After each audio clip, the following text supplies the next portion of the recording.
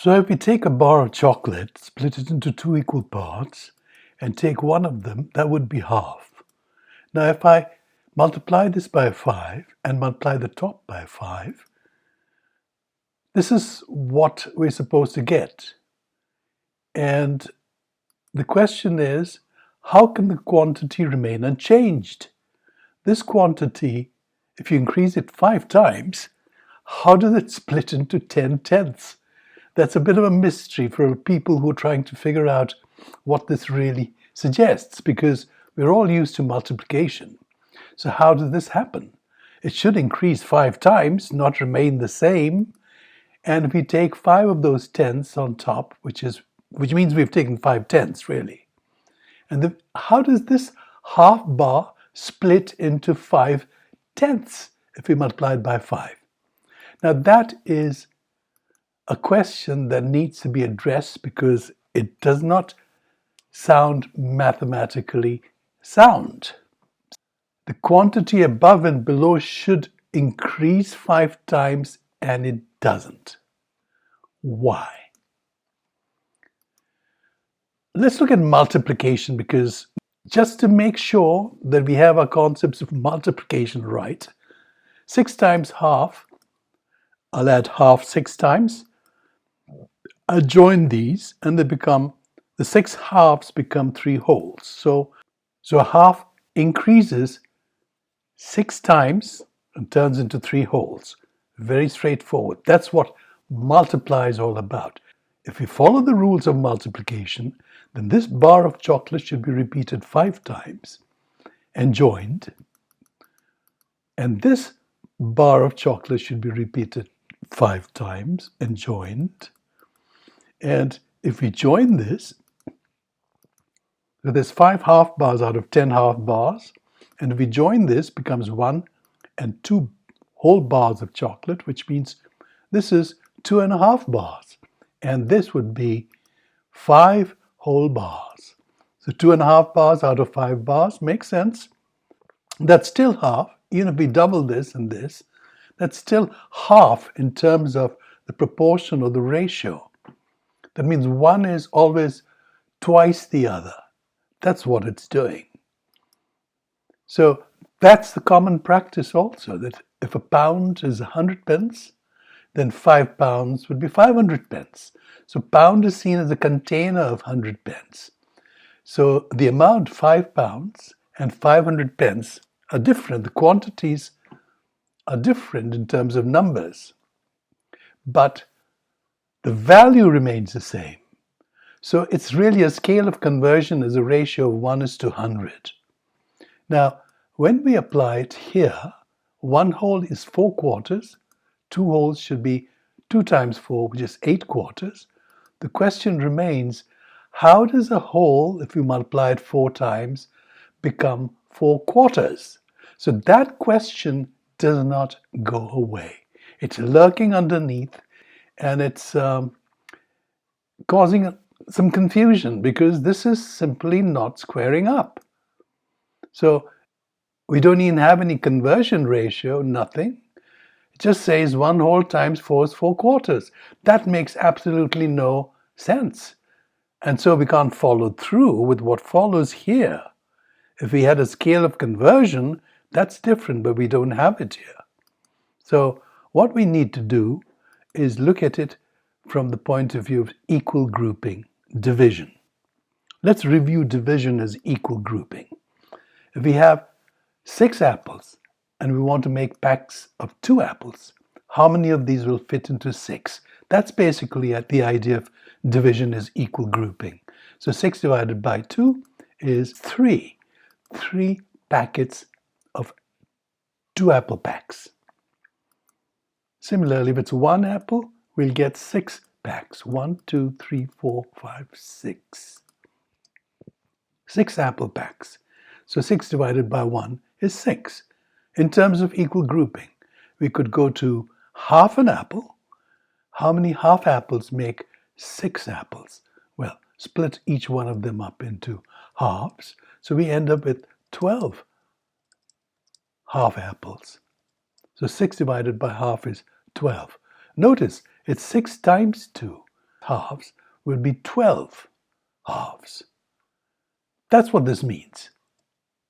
And so just get comfortable with this. 3 circles divided into quarters. 3 divided by a quarter, that is 1, 2, 3, 4 quarters repeated 3 times. So we get 12 quarters. So 3 times 4 quarters is 12 quarters.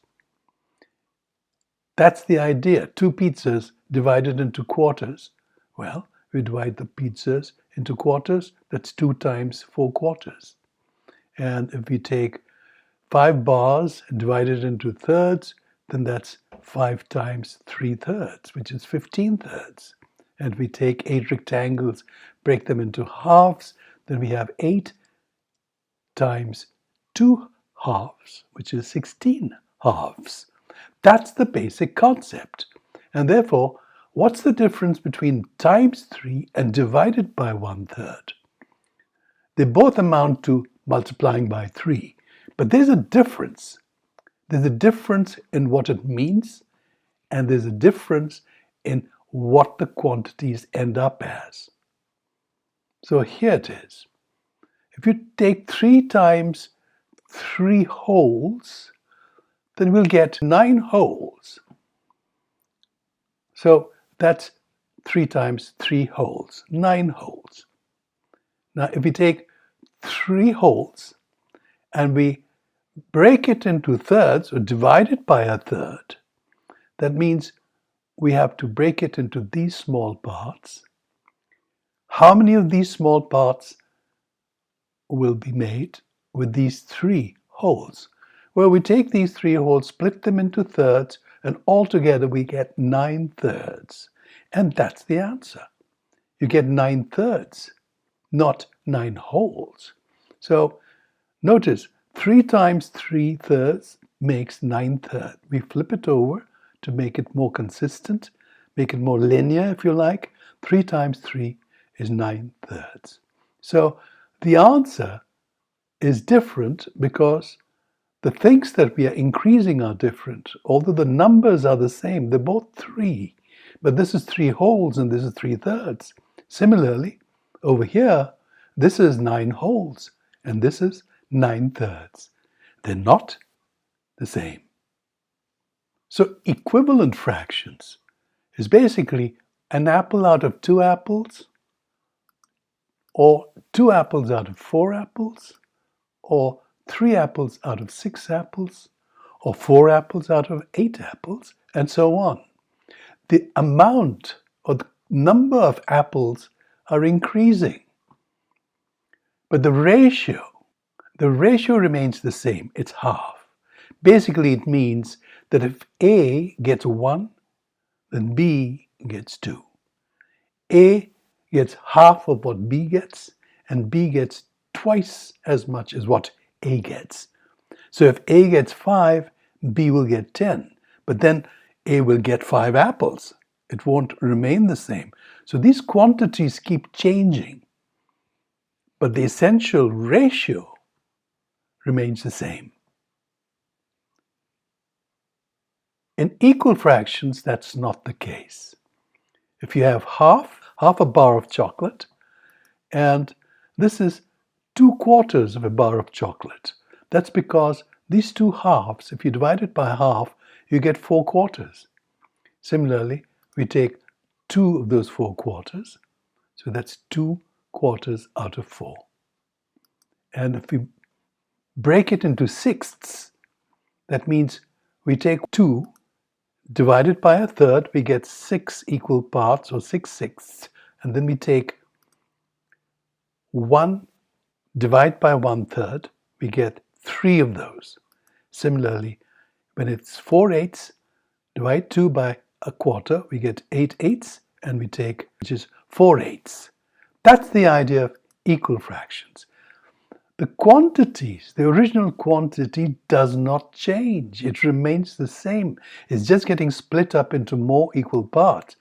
But that's normal because the more smaller parts you have, the more you maintain the equality with the original.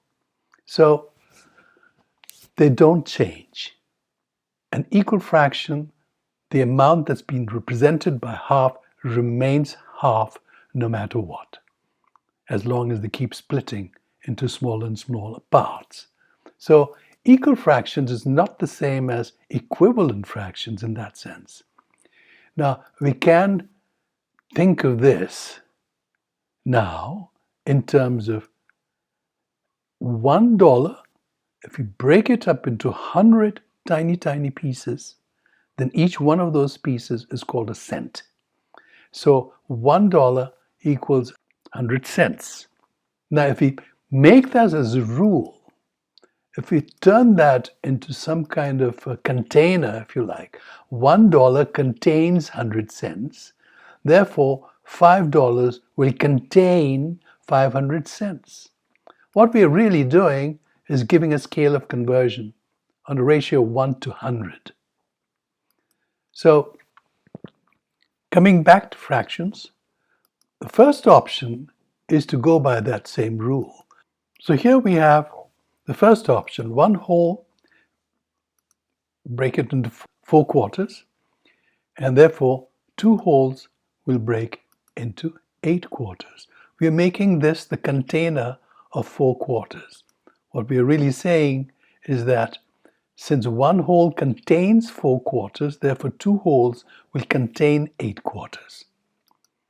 So that's essentially a ratio of 1:4. But we cannot avoid this approach. We cannot avoid this division by a quarter to break a whole into 4 quarters. The other option is to take the bar of chocolate, break it into 4 equal parts, that's 4 quarters, and then take 2 wholes, break them also into 4 equal quarters, so that we get 2 times 4, which is 8 quarters. Now it's 4 out of 8. 1 out of 2 is 4 quarters out of 8 quarters. What we are doing is we're dividing 1 whole into 4 quarters, therefore 2 wholes will divide into 8 quarters. Whichever way we choose to do this, what will remain the same is this. This cannot be avoided. We need to show how a whole breaks into 4 quarters or 5/5 or 8/8 or whatever. But that initial breakup serves as the entry point to either treat the rest that follows as a container using the ratio rule, or we simply continue in the same way. Break the one at the bottom also, divide them into quarters, halves, or eighths or sixths or whatever. So we can get equal fractions, the amounts remain the same.